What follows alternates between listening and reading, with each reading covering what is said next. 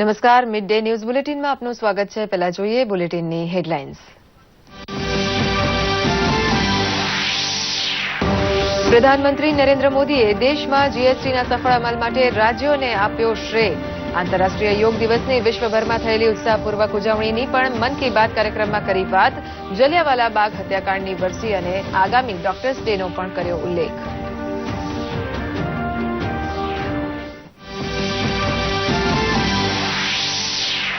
પ્રધાનમંત્રી નરેન્દ્ર મોદીએ દિલ્હીમાં મુંડકા બહાદુરગઢ મેટ્રો કોરિડોરનું કર્યું ઉદઘાટન.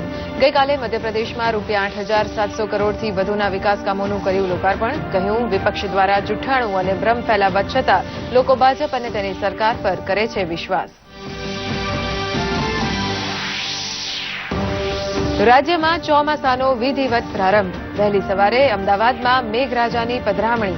દક્ષિણ ગુજરાત તેમજ સૌરાષ્ટ્રમાં પણ વરસાદી ઝાપટા. ઉમરગામ તાલુકામાં 8 કલાકમાં થયો 6 ઇંચ વરસાદ.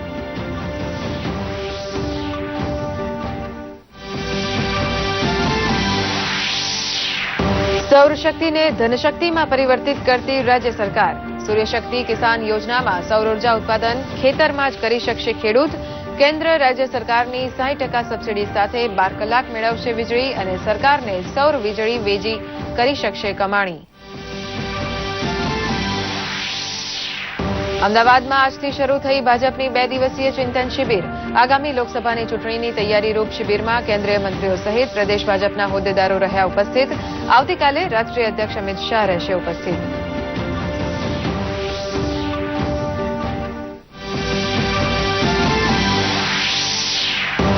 વડોદરાની શાળામાં વિદ્યાર્થીની થયેલી હત્યાની ઘટના અંગે બાકરોલમાં મૃતકના પરિવારજનોને મળીને સાંત્વના પાઠવતા શિક્ષણ મંત્રી ચુડાસમા.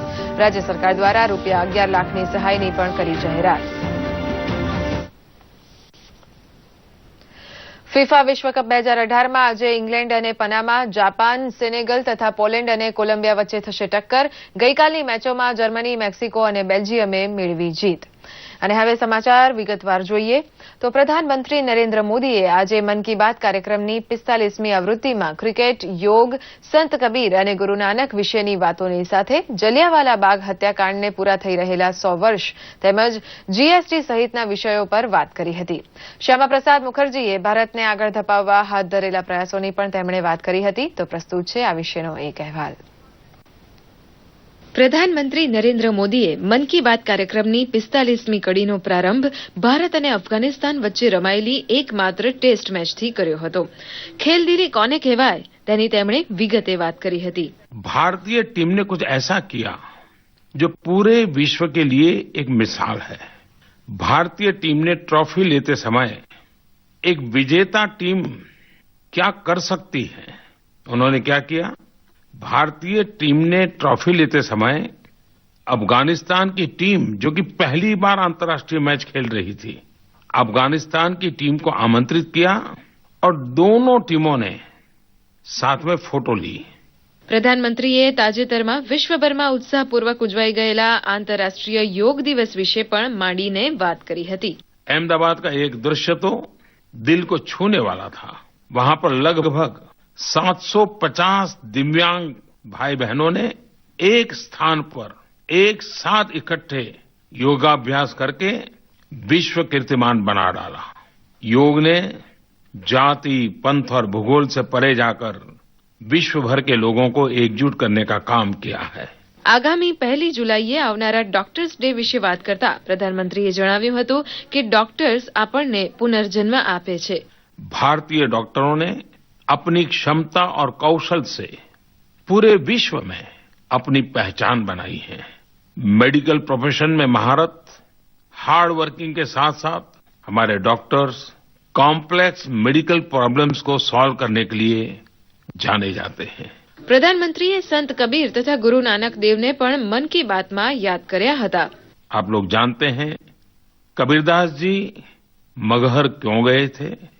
उस समय एक धारणा थी कि मगहर में जिसकी मृत्यु होती है वह स्वर्ग नहीं जाता. इसके उलट काशी में जो शरीर त्याग करता है वह स्वर्ग जाता है. मगहर को अपवित्र माना जाता था, लेकिन संत कबीरदास इस पर विश्वास नहीं करते थे. अपने समय की ऐसी ही कुरीतियां और अंधविश्वासों को उन्होंने तोड़ने का काम किया और इसलिए वे मगहर गए और वहीं उन्होंने समाधि ली। गुरु नानक देव कहते थे, गरीबों और जरूरतमंदों की सेवा ही भगवान की सेवा है। वे जहां भी गए उन्होंने समाज की भलाई के लिए कई पहल की। सामाजिक भेदभाव से मुक्त रसोई की व्यवस्था, जहां हर जाति, पंथ, धर्म या संप्रदाय का व्यक्ति आकर खाना खा सकता था। गुरु नानक देव ने ही तो इस लंगर व्यवस्था की शुरुआत की। જલિયાવાલા બાગ હત્યાકાંડને 100 વર્ષ પૂર્ણ થઈ રહ્યા છે તેના વિશે પણ પ્રધાનમંત્રીએ વાત કરી હતી। 2019 में जलियांवाला बाग की उस भयावह घटना के भी 100 साल पूरे हो रहे हैं। इसे हम कैसे स्मरण करें?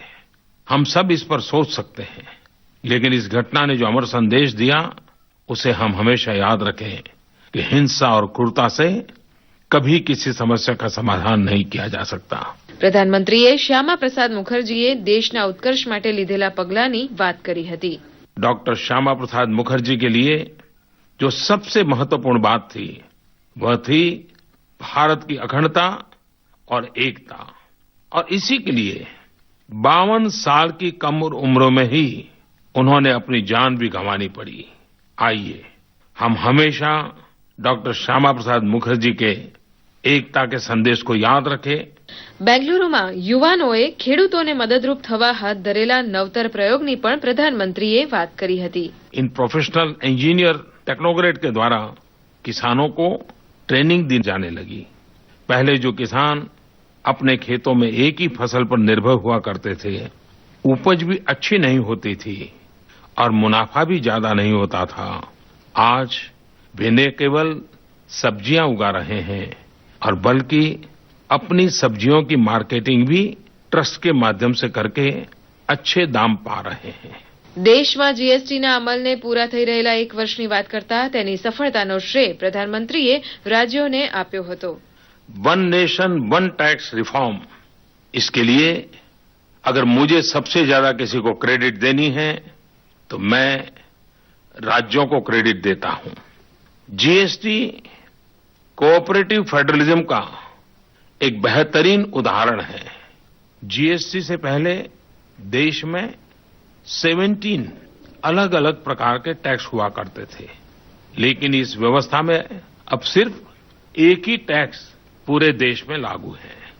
जीएसटी ईमानदारी की जीत है और ईमानदारी का एक उत्सव भी है।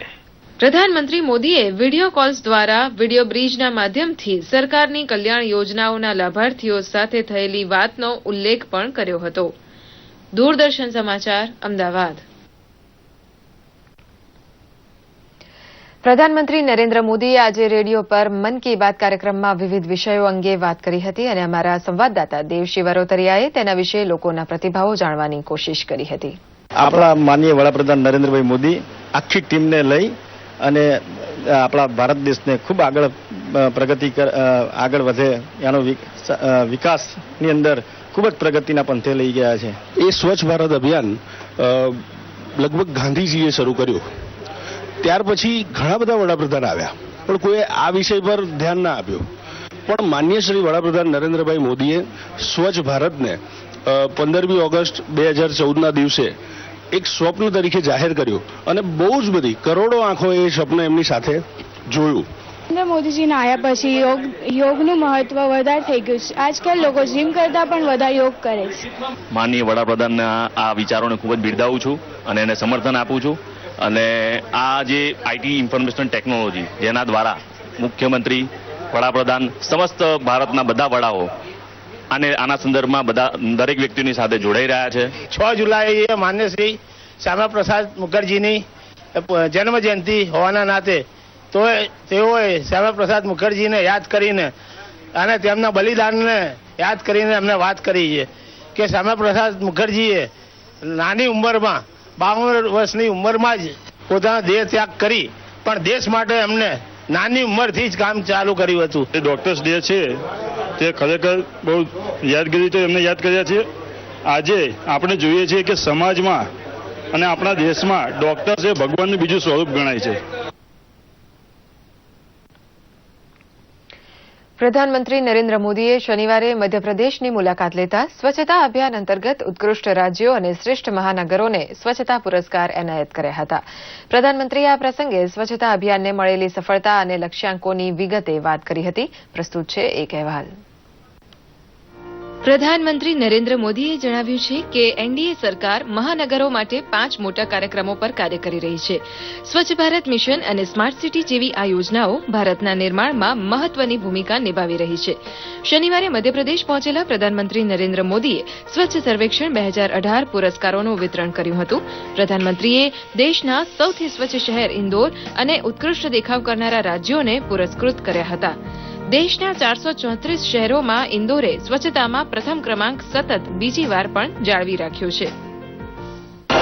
जो लोग स्वच्छ भारत का मजाक उड़ाते हैं उन्हें इंदौर ने दिखा दिया है कि बदलने का मतलब क्या होता है. देश के शहरों में स्वच्छता को लेकर एक कंपटीशन की भावना जागी. लोग अपने शहर को स्वच्छता के मामले में ऊपर रखने के लिए अविरत प्रयास कर रहे हैं.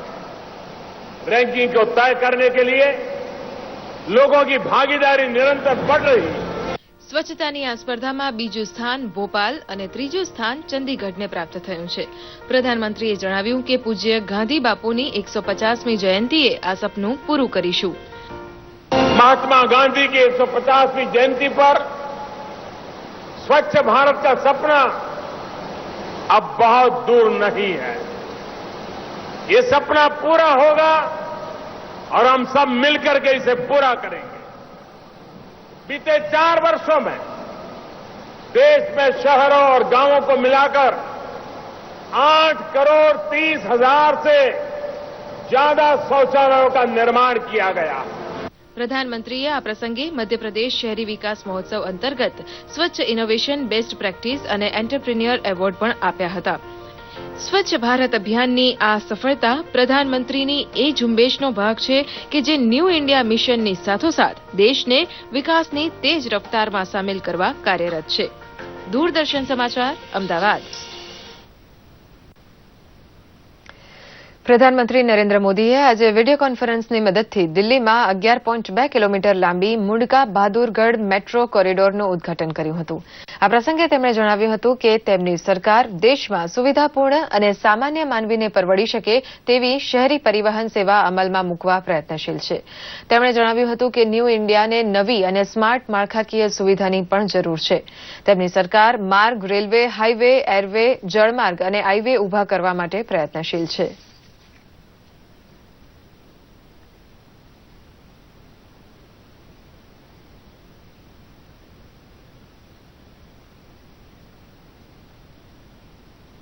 गेटवे ऑफ हरियाणा कहा जाता है, लेकिन ये मेट्रो लाइन यहां डेवलपमेंट का गेटवे बनकर पहुंची है. मेट्रो की वजह से लोगों की सहूलियत बढ़ेगी, नई कॉलोनियां बनेगी, उद्योगों का विस्तार होगा, तो रोजगार के भी नए अवसर बनेंगे. પ્રધાનમંત્રી નરેન્દ્ર મોદીએ મધ્યપ્રદેશના રાજગઢ જિલ્લામાં 3800 કરોડના ખર્ચે તૈયાર થયેલી મોહનપુરા બંધ યોજના રાષ્ટ્રને સમર્પિત કરી હતી. આ યોજનાને પગલે 700થી વધુ ગામોની 1,36,000 હેક્ટર જમીનમાં સિંચાઈ ઉપલબ્ધ રહેશે. પ્રસ્તુત છે એક અહેવાલ. ખેડૂતોને મોટી ભેટ આપી હતી. તેમણે શનિવારે મોહનપુર બંધ પરિયોજના રાષ્ટ્રને સમર્પિત કરી હતી. शिवराज जी के शासन में मध्य प्रदेश ने विकास की नई गाथा लिखी. ये परियोजना राजगढ़ ही नहीं बल्कि मध्य प्रदेश की भी बड़ी परियोजनाओं में से एक है.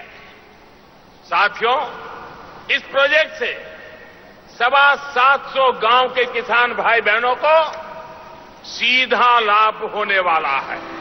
રાષ્ટ્ર નિર્માણમાં ખેડૂતોના પ્રદાનની પ્રશંસા કરતા પ્રધાનમંત્રીએ જણાવ્યું હતું કે ભાજપા સરકાર નવા ભારતના નિર્માણમાં કોઈપણ પ્રકારના શ્રમનો આદર કરે છે. પ્રધાનમંત્રી પાક વીમા યોજના, લઘુ સિંચાઈ યોજના જેવા સરકારી કાર્યક્રમોનો ઉલ્લેખ કરતા પ્રધાનમંત્રી મોદીએ જણાવ્યું હતું કે વર્ષ 2022 સુધીમાં ખેડૂતોની આવક બમણી કરવા સરકાર પ્રયત્નશીલ છે. પ્રધાનમંત્રીએ રાજગઢમાં પીવાના પાણીની 3 પરિયોજનાઓનો શિલાન્યાસ પણ કર્યો હતો. આ પ્રસંગે પ્રધાનમંત્રીએ જળ સંસાધન કાર્ય યોજના 2024 પણ જારી કરી હતી. તેમણે વિરોધ પક્ષ પર નકારાત્મક રાજકારણ રમવાનો આરોપ લગાવ્યો હતો. ये दुर्भाग्य है कि देश पर लंबे समय तक जिस दल ने शासन किया उन्होंने आप लोगों पर, आपकी मेहनत पर भरोसा नहीं किया. 2014માં શરૂ થયેલા મોહનપુરા બંધનું કામ નિર્ધારિત સમય પહેલા જ સંપન્ન થયું છે. આ વિસ્તારમાં આ પરિયોજનાથી આનંદનું મોજું ફેલાઈ ગયું છે. દૂરદર્શન સમાચાર, અમદાવાદ. રાજ્યભરમાં વાતાવરણમાં પલટો આવવા સાથે આજે સવારથી અમદાવાદ શહેરમાં વાદળો ઘેરાયા હતા. વરસાદી ઝાપટાએ શહેરમાં ચોમાસાનો અહેસાસ કરાયો હતો. વરસાદના પ્રથમ ઝાપટા સાથે જ રસ્તા પર ઠેર ઠેર પાણી ભરાઈ ગયા હતા. જોકે શહેરીજનોએ વરસાદને વધાવી લીધો છે. લાંબા ગાળાની પ્રતીક્ષા પછી રાજ્યમાં ચોમાસું બેસી ચૂક્યું છે. શનિવારે વલસાડ જિલ્લામાં આગમન સાથે જ ઉમરગામ તાલુકામાં 8 કલાકમાં 6 ઇંચ વરસાદ થયો હતો. સુરતમાં પણ વરસાદે હાજરી પુરાવી હતી. શનિવારે રાજકોટ, સાવરકુંડલા, અમરેલી જિલ્લાના ગ્રામ્ય વિસ્તાર ઉપરાંત ચોટીલા અને ઉના ગ્રામ્ય વિસ્તારના પણ ઝાપટા પડ્યા હતા. નર્મદામાં કેવડિયા કોલોની, રાજપીપળા વિસ્તારમાં શનિવારે મોસમનો પહેલો વરસાદ થયો હતો. આંધીને કારણે વીજળીના વાયર છૂટા પડ્યા હતા તો કેટલેક સ્થાને વૃક્ષો ધરાશાયી પણ થયા હતા. છોટાઉદેપુર જિલ્લામાં પણ મોસમનો પહેલો વરસાદ થતા ઓરસંગ નદીમાં નવા નીર વહેતા થયા છે. જિલ્લામાં 55 મિલીમીટર પાણી વરસતા ઉકળાટમાં રાહત મળી હતી. ડાંગ જિલ્લાના ઉપરવાસના વિસ્તારમાં સારો વરસાદ થતા પૂર્ણા અને ગીરવા નદીમાં નવા નીર આવ્યા છે. બનાસકાંઠાના અંબાજી, પોશીનામાં પણ ગઈકાલ સાંજથી વરસાદી માહોલ છે. હવામાન વિભાગે આગાહી કરી હતી કે 26મી જૂનથી રાજ્યભરમાં સારો વરસાદ પડશે, પરંતુ વરસાદ તે પહેલા જ હાજરી પુરાવતા ખેડૂતોમાં આનંદનું મોજું ફરી વળ્યું છે. રાજ્ય સરકારે ખેડૂતોને સૌર ઉર્જાથી સિંચાઈ અને ખેતીવાડી તેમજ આર્થિક સમૃદ્ધિના નવા દ્વાર ખોલી આપતી મહત્વપૂર્ણ કિસાન હિતકારી યોજના સૂર્યશક્તિ કિસાન યોજના SKYની જાહેરાત કરી છે. મુખ્યમંત્રીશ્રીએ આ યોજનાની જાહેરાત કરતા કહ્યું કે ગુજરાતના ખેડૂતો બાવડાના બળે અને પરિશ્રમની પરાકાષ્ઠા સર્જીને ધરતીમાંથી સોનું ઉગાડવાની ક્ષમતા ધરાવે છે. આ યોજનામાં ખેડૂતો સૌર ઉર્જા સોલાર પેનલ થકી ઉત્પાદન પોતાના ખેતરમાં જ કરી શકશે. સાથોસાથ સોલાર પેનલ માટેનો કુલ ખર્ચ માટે માત્ર 5% રકમ જ ખેડૂતે ભરવાની રહેશે. આ યોજનામાં કેન્દ્ર અને રાજ્ય સરકારની 60% સબસિડી મળવાપાત્ર થશે. રાજ્યના ખેડૂતોને 12 કલાક વીજળી પ્રાપ્ત થશે. ઉપરાંત રાજ્ય સરકાર આગામી 25 વર્ષ સુધી લાભાર્થી ખેડૂત પાસેથી વધારાની વીજળી ખરીદશે. યોજના અંતર્ગત 7 વર્ષ માટે ₹7 પ્રતિ યુનિટના ભાવે અને બાકીના 18 વર્ષ માટે ₹3.85 પ્રતિ યુનિટના ભાવે સરકાર વીજળી ખરીદશે. યોજનાનો લાભ લેવા માટે જે મૂડીરોકાણ કરાશે તે રોકાણ તેને વધારાના વીજળીના વેચાણ દ્વારા 8 થી 18 માસમાં જ પરત મળી જશે, તેમ પણ શ્રી સૌરભભાઈ પટેલે જણાવ્યું હતું. પૈસા પ્રાપ્ત થાય, ખાલી મફતનું લેવું નહીં, મફત પ્લસ એને વધારાના પૈસા નફો આમાંથી મળે, એની આવક બમણી થાય અને ખેડૂતને આર્થિક ટેકો મળે, એ માટેની આખી આ યોજના આપણી છે. ભારતીય જનતા પાર્ટીએ લોકસભાની આગામી ચૂંટણીની તૈયારી આરંભી દીધી છે. ગુજરાતની તમામ 26 બેઠકો પર જીત મેળવવા માટે અમદાવાદમાં ભાજપની ચિંતન શિબિરનો આરંભ થઈ ચૂક્યો છે. શિબિરના પ્રારંભ પૂર્વે મુખ્યમંત્રી સહિતના અગ્રણી નેતાઓનું SGVPના પુરાણી શ્રી બાલકૃષ્ણદાસજીના આશીર્વચનો મેળવી દીપ પ્રાગટ્ય કરી ચિંતન શિબિરનો પ્રારંભ થયો હતો. 2 દિવસીય ચિંતન શિબિર દરમિયાન 25મી જૂનના રોજ ભાજપના રાષ્ટ્રીય અધ્યક્ષ અમિત શાહ પણ રાજ્યના આગેવાનો સાથે લોકસભા ચૂંટણી જીતવા માટે અને ઉમેદવારોની પસંદગી માટે અમદાવાદ આવીને ચર્ચા કરશે. આજથી શરૂ થયેલી ચિંતન શિબિરમાં પ્રદેશ પ્રમુખ જીતુ વાઘાણી, રાજ્ય પ્રભારી ભૂપેન્દ્ર યાદવ, રાષ્ટ્રીય સંગઠન મહામંત્રી V. સતીશ, કેન્દ્રીય મંત્રીઓ પરસોત્તમ રૂપાલા, મનસુખ માંડવિયા અને હરિભાઈ ચૌધરી સહિત ભાજપના 35 આગેવાનો ભાગ લઈ રહ્યા છે. પ્રધાનમંત્રી નરેન્દ્ર મોદીના મન કી બાત કાર્યક્રમને સાંભળીને ચિંતન બેઠકની શરૂઆત થઈ હતી.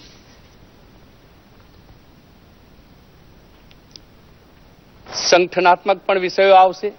ભારતીય જનતા પાર્ટી ગુજરાત પ્રદેશ એ દેશમાં એક મોખરાનું સંગઠનનું સ્થાન ધરાવે છે. બૂથ અને શક્તિ કેન્દ્ર સુધીની વ્યવસ્થા ભારતીય જનતા પાર્ટીની રહેલી છે. એ વ્યવસ્થાઓને અમે સુદૃઢ કરીશું, ખૂટતી કડીઓ જોડીશું. માન્ય મુખ્યમંત્રી શ્રી વિજયભાઈ રૂપાણીની રાજ્ય સરકાર દ્વારા વિવિધ યોજનાઓ, લોકહિતની યોજનાઓ, વિકાસના અનેક કામોને ગુજરાતના મતદારોએ હમણાં જ મહોર મારીને છઠ્ઠી વખત ભારતીય જનતા પાર્ટીની સરકાર ગુજરાતમાં બનાવી છે. એ વિકાસના કામોને જન જન સુધી લઈ જઈને જન સુખાકારીને વધુ સુદ્રઢતા સાથે જન સમર્થન પ્રાપ્ત કરીશું.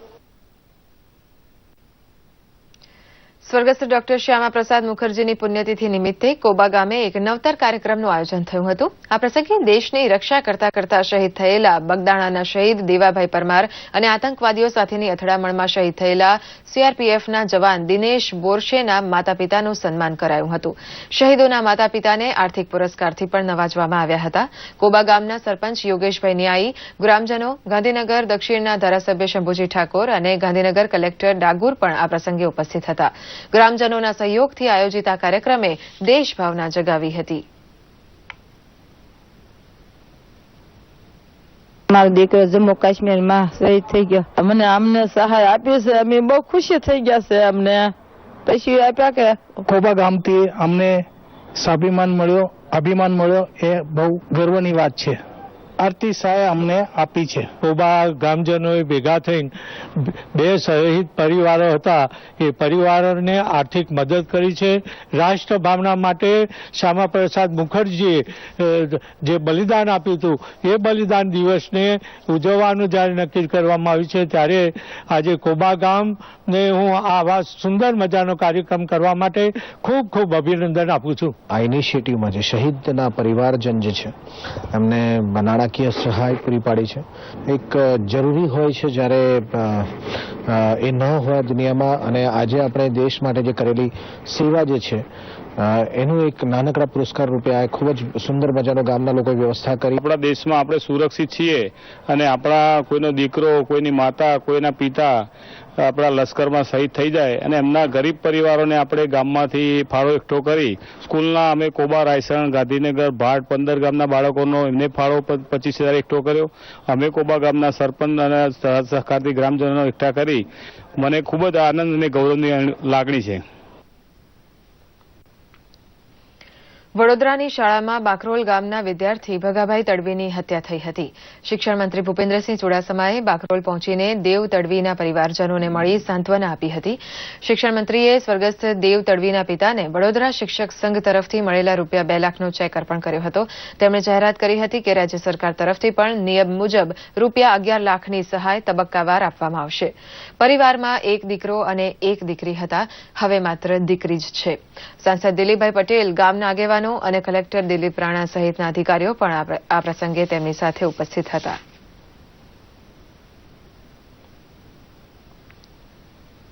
તો એકને એક જ છોકરો હતો. અમારે ન્યાય જોયો સાહેબ, અમારે બીજું શું જોયું?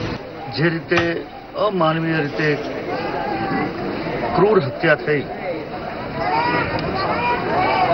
એના પિતાજીને રાજ્યના શિક્ષણ મંત્રી તરીકે હું સાંત્વના આપવા માટે અને મળવા માટે આજે બાકરોલ મુકામે આવ્યો છું. આ ઘટના અત્યંત શરમજનક છે, નિંદનીય છે. સમાજ જીવન માટે, શિક્ષણ જગત માટે પણ. સમાજમાં જ્યારે નકારાત્મકતા ફેલાઈ રહી છે ત્યારે એવા ઘણા સકારાત્મક અને પ્રેરણાદાયક સમાચાર હોય છે જે આપણી નજરથી છૂટી જતા હોય છે. આવા જ પ્રેરણાસભર સમાચારોનો અમારો નવો કાર્યક્રમ એટલે ગુડ ન્યૂઝ ગુજરાત. આપણું ગુજરાત, આપણા લોકો, આપણી વાતો, અને આવી જ વાતોથી બની છે આપણી સંસ્કૃતિ અને આપણી ઓળખ. આવી જ સંવેદના અને સંઘર્ષથી ભરેલી વાતોનો નવો ખજાનો એટલે ગુડ ન્યૂઝ ગુજરાત, જેમાં તમને મળશે જીવન બળ આપનારી વાર્તાઓ ગુજરાતના ખૂણે ખૂણેથી. જુઓ દર રવિવારે રાત્રે 10:30 વાગે અને પુનઃ પ્રસારણ સોમવારે સવારે 10 વાગે. Good news Gujarat. આપણી સંસ્કૃતિ, આપણી ઓળખ આપણે દૂરદર્શનમાં માણીએ છીએ. હવે બધા પોઝિટિવ સમાચાર પણ તમે આ દૂરદર્શનથી જોઈ શકશો, તો આપ જરૂર ને જરૂર જુઓ ગુડ ન્યૂઝ ગુજરાત.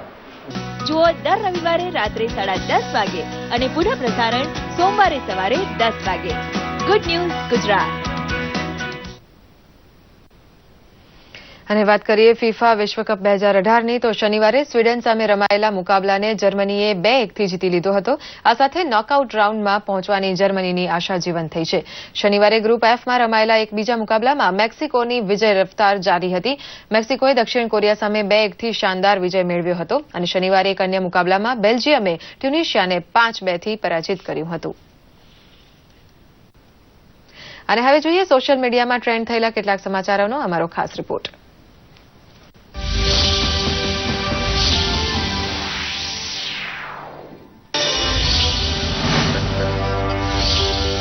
વલસાડમાં સીએમ રૂપાણીએ ફ્લેર કંપનીના નવા ઉત્પાદન એકમનો પ્રારંભ કરાવ્યો.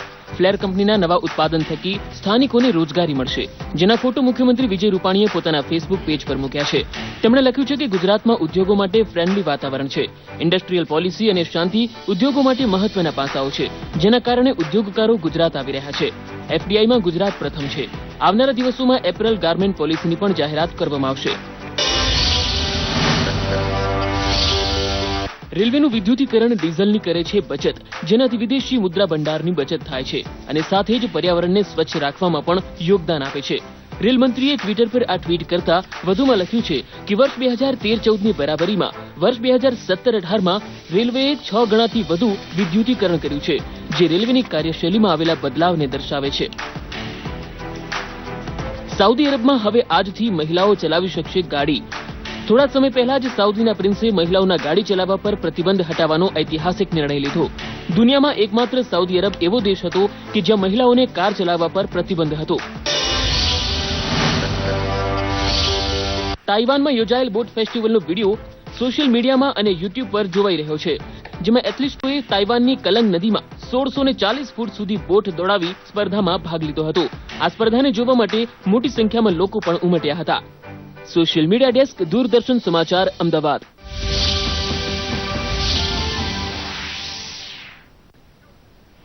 અને આ સાથે જ આ સમાચાર બુલેટિન અહીં સમાપ્ત થાય છે. નમસ્કાર.